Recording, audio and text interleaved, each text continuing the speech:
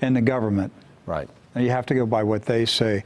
Well, speaking of the government, President Trump responded to the shootings over the weekend, and on Saturday and Sunday both, he had a few comments, but it was today that he made the official response from the White House today. What did he say, Doc?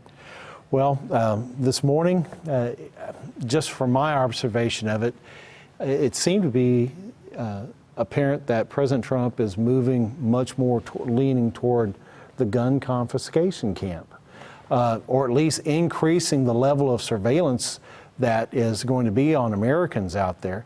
You know, Rick, there are already laws on the books to deal with these issues that aren't being enforced now.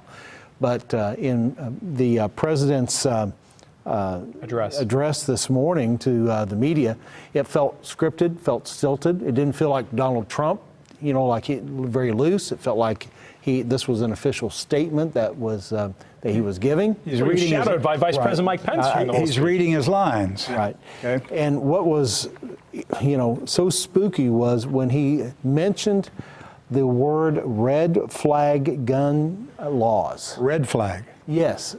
Because, Rick, it wasn't, well, I don't even know if I want to let the cat out of the bag on that yet. Let's watch the video. Let's watch President Trump, then we'll comment about what he said. So this is clip 30 for control.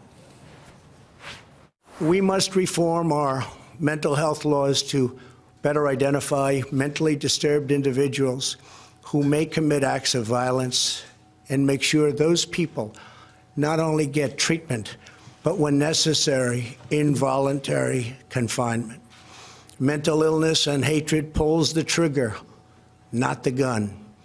Fourth, we must make sure that those judged to pose a grave risk to public safety do not have access to firearms, and that if they do, those firearms can be taken through rapid due process.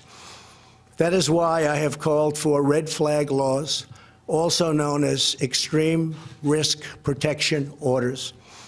Today, I'm also directing the Department of Justice to propose legislation ensuring that those who commit hate crimes and mass murders face the death penalty, and that this capital punishment be delivered quickly, decisively, and without years of needless delay. Rick, did you hear what he just said? I did. That people can literally be circumvent, let's say, any form of due process and executed for alleged not just mass murder, but hate crimes. He is saying these two are comparable. They're akin to each other. And he also said that if you're considering risk to public society, these same protocols will be placed on you. Who defines that? Did he say quick execution for hate crimes? Is that hate crimes and mass murder.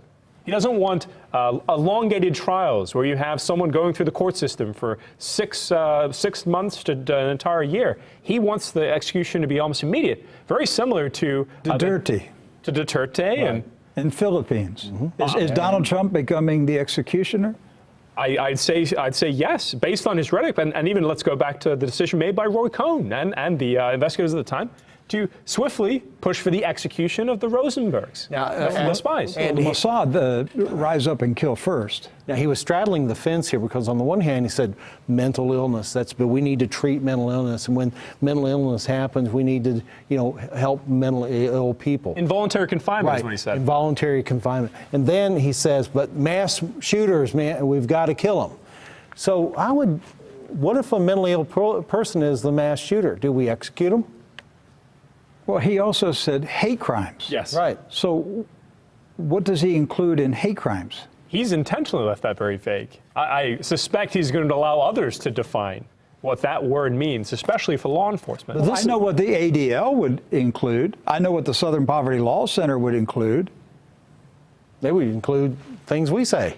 They would say criticism of Israel, of Zionism, is a hate crime. Right. So is it punishable by death? Is that where we're going? It's not that far of a leap now, is it? What did the Bolshevik Jews do to the Russian Christians in 1917? It eliminated them. Yes. And the ones that they did not execute, they arrested them and put them in mental institutions. Right. It's a standard practice by Bolshevik Jews. Right. But this isn't This is really pushing the limits with social media right now. Right. Because I'm going to tell you what's moving through the country. It's an American Ergen. Ergen never disbanded. What's Ergen, Rick? Ergen, let the audience, you look it up. You look up Ergen. Do your own homework, okay? Study Ergen. I'm telling you, what's moving through this country is an American Ergen. There's a killer team. There's Death multiple squads. killer teams. It's Ergen. Ergen, my Palestinian friends know what I'm talking about, don't you? Because they killed your brethren. They killed your ancestors in 1948. Ergen moved through Palestine and killed women, children, grandparents. They showed no mercy. Ergen is in America. Well, Rick, this isn't the first time that President Trump has said something along these lines.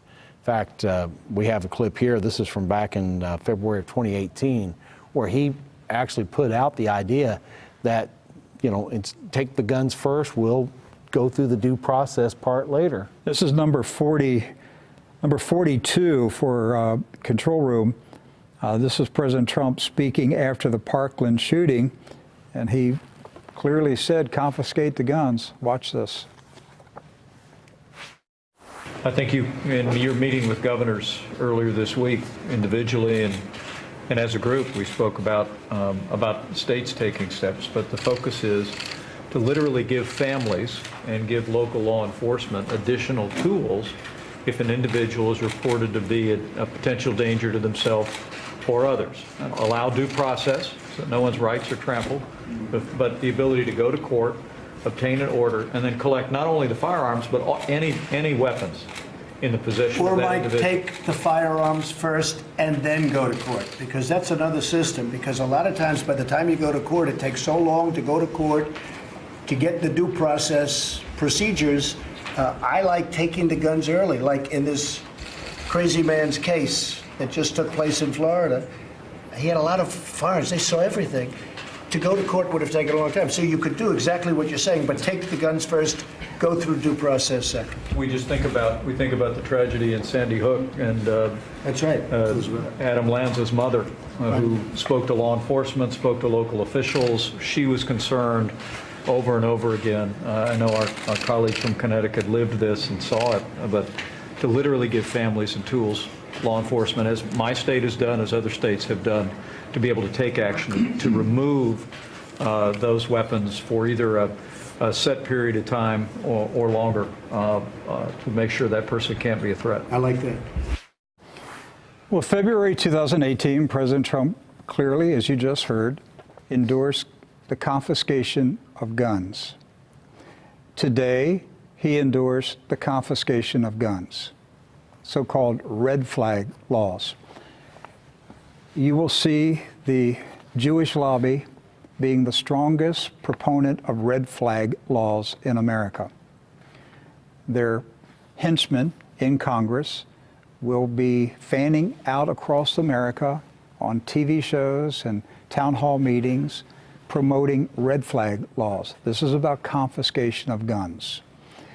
Of course, they are also going to tie it in with so-called hate speech, and to the ADL, anybody who criticizes the Zionist movement in Israel has committed hate speech. And of course, such a person must be mentally ill, therefore their guns should be confiscated, right? Well, that's where President Trump is taking us. I want to ask the Trump supporters, how are you handling President Trump's endorsement of gun confiscation? Because the thing that they want to confiscate are semi-automatic rifles, and because they stand in the way of the Zionists from totally disarming the American people. They can't get to the homes to confiscate rifles and pistols and firearms until they round up the patriots that have semi-automatics. So what kind of psychological warfare operations are underway in America? I believe Ergen is moving through America. I'm going to end this program with a video from the early days of the Trump campaign. This is number 43 for our control room. And I want our voters, I want our audience to watch it and think about it, because when we often heard President Trump in 2015, early 2016, say these words, we assumed that he was talking about criminals who came across the Mexico border into Texas and Arizona and California to harm innocent American people. That's what we assumed when he said these things. I'm going to play this video, President Trump, and I want you to think long and hard tonight about his endorsement of gun confiscation. And you tell me, who was he really talking about in 2016? Watch it, and we're going to end the program with this video. So I read this the other day, and I said, wow, that's really amazing. That's really incredible. And it's the Snake lyric. On her way to work one morning, down the path along the lake, a tender-hearted woman saw a poor, half-frozen snake. Interesting. His pretty-colored skin had been all frosted with the dew. Oh, well, she cried, I'll take you in, and I'll take care of you. Take me in, O tender woman. Take me in, for heaven's sake. Take me in, O tender woman. Sighed the vicious snake. She wrapped him up cozy in a curvature of silk, and then laid him by the fireside with some honey and some milk. Now she hurried home from work, and that night, as soon as she arrived, she found that pretty snake she'd taken and revived. Take me in, O tender woman. Take me in, for heaven's sake. Take me in, O tender woman. Sighed the vicious snake. Now she clutched him to her bosom. You're so beautiful, she cried. But if I hadn't brought you in, by now you might have died. She stroked his pretty skin, and then she kissed and held him tight. But instead of saying thank you, that snake gave her a vicious bite. Take me in, O tender woman. Take me in, for heaven's sake. Take me in, O tender woman, sighed the vicious snake. I saved you, cried the woman, and you've bit me. Heavens, why? You know your bite is poisonous, and now I'm going to die. Oh, shut up, silly woman, said the reptile with a grin. You knew damn well I was a snake before you took me in. Does that make sense to anybody? Does that make any sense?